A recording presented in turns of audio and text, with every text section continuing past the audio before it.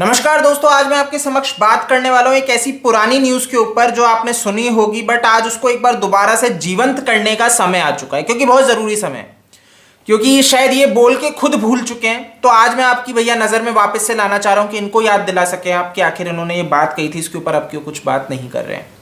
नारायण राणे मामूली व्यक्ति नहीं है, फॉर्मर भैया सीएम रह चुके हैं महाराष्ट्र के, तो प्रभावशाली व्यक्ति हैं और महाराष्ट्र के चीफ मिनिस्टर रह चुके हैं। तो इनकी कही गई बात भैया हवा में तो नहीं होगी, किसी तथ्यों पे ही कहेंगे, क्योंकि ऐसी पोजीशन पे रह चुके हैं और बीजेपी के लीडर हैं। तो ये भैया क्या कहते हैं मैं आपको बताता हूं। इन्होंने कहा था सुशांत सिंह राजपूत के केस को लेके कि भाई ये जो पूरा मामला है, दिशा सल्यान की मौत, सुशांत की मौत जो है, इसमें आदित्य ठाकरे लिप्त है और ये जल्दी जेल जाएगा। सीबीआई का जो ये केस है ये क्लोज नहीं हुआ है, ये बिल्कुल कहते हैं यहां पे। और इन्होंने यहां तक कहा है, मैं आपको एक और बात बता दूं, ये कह रहे हैं कि भैया दिशा सल्यान का मर्डर हुआ है, उसके साथ रेप किया गया है ना। बहुत क्लियरली आपको बता रहा हूं, इन्होंने बोला है Disha Salian was raped and murdered, the one minister who would go inside is chief minister son Aditya Rane said about 30-year-old Aditya Thackeray. तो आपको बता दूं कि नारायण राणे ने बात कही थी कि दिशा सल्यान का मर्डर किया गया, उनके साथ रेप किया गया है, ठीक है। तो भैया जिस भी व्यक्ति को जेल जाना चाहिए वो है चीफ मिनिस्टर उद्धव ठाकरे का बेटा आदित्य ठाकरे। गंभीर है, अगर इनके द्वारा यह आरोप लगाया जा रहा है तो इसके पीछे कुछ कारण है, किसी तथ्यों पे लगा रहे हैं, तो अब इनको बोलना चाहिए। अब जब नारायण राणे बोल रहे हैं तो देवेंद्र फडणवीस क्यों सो रहे हैं? सबसे बड़ा सवाल तो यह खड़ा होता है। तो देवेंद्र फडणवीस को टैग करना शुरू करना पड़ेगा कि सर नारायण राणे जी की बात को या तो आप बोलो ये गलत बोल रहे हैं, और अगर ये सही बोल रहे हैं तो आप इसके ऊपर मत दो। तो आखिर क्या है आपका भैया मत कि आदित्य ठाकरे हैं या आप आज भी उनको क्लीन चिट देते हो? याद दिलाने का समय आ चुका है, क्योंकि आज भाई जो ये केस हुआ है ना, मनसुख हिरेन का मर्डर हुआ, सुशांत सिंह राजपूत का केस इससे जीवंत होता है। जिस तरह से सचिन वाजे यहां पे भैया लिप्त नजर आया, सचिन वाजे जो पुलिस वाला ही था वो इस साजिश में लिप्त था, वो भैया पूरा का पूरा मैनेज कर रहा था अपने साथियों के साथ मिलकर, सीसीटीवी मिटा रहा था भैया, महंगी महंगी गाड़ियों में घूम रहा था, क्राइम सीन पे भैया गाड़ियां हैं जब सीसीटीवी चेक किए गए। और ऐसे ही सुशांत के केस में होता है, सीसीटीवी गायब, महंगी महंगी गाड़ियां बाहर खड़ी है फर्जी नंबर प्लेट के साथ।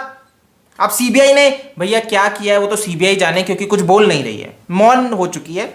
तो भैया अगर ये गाड़ियों का चेकिंग की है तो अच्छी बात है, नहीं की है फिर तो मैं क्या कहूं।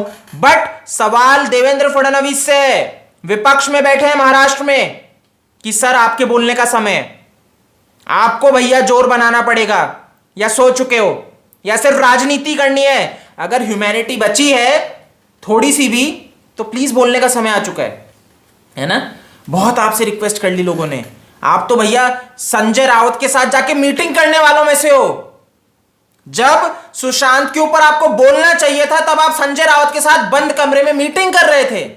जी हां, आपको नहीं याद तो याद दिला दूं, पूछने पे बोलते हैं भैया संजय रावत, और इनकी मीटिंग पहले ही तय हो चुकी थी, बहुत पहले, सुशांत की मृत्यु से पहले इंटरव्यू था। वो इंटरव्यू मतलब आप सुशांत के लिए आवाज उठा रहे थे, आपकी भैया मीटिंग पहले से तय थी, तो आप भैया विपक्ष के ऊपर अटैक करते करते भैया इंटरव्यू देने चले गए। किस तरह का इनका भैया तालमेल है कि आप उसको एक्सपोज करने के लिए बोल भी रहे हो और मीटिंग भी कर लेते हो, क्योंकि पहले की तय है डेट। अच्छा है भैया, नाटक सिर्फ कैमरे के सामने होगा, कैमरा बंद होते ही भैया चाय पियेंगे एक साथ बैठ के, ऐसा कुछ चलता है। क्योंकि देवेंद्र फडणवीस तो यही क्लियरली इंडिकेट करते हैं। आज तक वो इंटरव्यू नहीं छपा। पब्लिक मूर्ख है, जनता मूर्ख है, सिर्फ आके बोल देंगे भैया हमारी तो मीटिंग थी, एक इंटरव्यू था, लेकिन पब्लिक मूर्ख है, कभी फॉलोअप नहीं लेगी। तो आज लाके दिखा दो कब वो सामना में इनका इंटरव्यू छपा है, कौन सा इंटरव्यू हुआ है? कोई इंटरव्यू नहीं हुआ। तो देवेंद्र फडणवीस जी अभी तो मौका है, आप बोलो, ठीक है। नारायण राणे बोले हैं तो भैया इनकी बात पे आपको खड़ा होना चाहिए। नहीं होगे तो फिर क्या बात है, फिर आप बता दो कि नारायण राणे झूठे हैं। हमें तो आप सिंपल सी बात बता दो, या तो नारायण राणे झूठे हैं या फिर आप में बोलने की क्षमता नहीं है। तो जो भी है, मैंने आपके समक्ष बात रख दी कि ये यहां पे क्लियरली कह रहे हैं, जब भैया उद्धव ठाकरे ने दशहरा पे ये कहा कि वो अपने बेटे आदित्य ठाकरे को क्लीन चिट देते हैं, ठीक है। तो ये नारायण राणे ने कहा कि दशहरा पे जब रैली थी तब उद्धव ठाकरे जब भैया भाषण दे रहे थे वहां पे कहते हैं कि आदित्य ठाकरे बिल्कुल क्लीन है, ठीक है। Those crying for justice for Bihar son, जो बिहार के बेटे के लिए रो रहा है जस्टिस के लिए, बोल रहे हैं उद्धव ठाकरे। सुनो सुनो, are indulging in character assassination of Maharashtra son. तो बोलते हैं वो कि भैया जो ये रो रहा है ना जस्टिस जस्टिस का, किसके लिए? सुशांत, बिहार का जो बेटा है सुशांत, उसके लिए। वो सिर्फ और सिर्फ आदित्य ठाकरे का कैरेक्टर एसेसिनेशन करना चाह रहे हैं। वाह, अरे वाह। और ठाकरे की जो परिवार है उसको टारगेट बनाया जा रहा है, आदित्य को टारगेट बनाया जा रहा है। उद्धव ठाकरे ने ऐसा रैली में कहा था। तो अब आप समझ जाओ मिस्टर उद्धव ठाकरे जी की चीफ मिनिस्टर पद पे रहते हुए क्या बयान थे और पूर्व चीफ मिनिस्टर ने क्या आरोप लगाए हैं। अभी आप डिसाइड करो, मैं आपका मत जानना चाहता हूं, कौन सही बोल रहा है कौन गलत बोल रहा है, ठीक है। बाकी क्या आदित्य ठाकरे को जेल में डाल देना चाहिए, ऐसा उन्होंने बहुत क्लियरली बोल दिया है। आपका क्या मत है?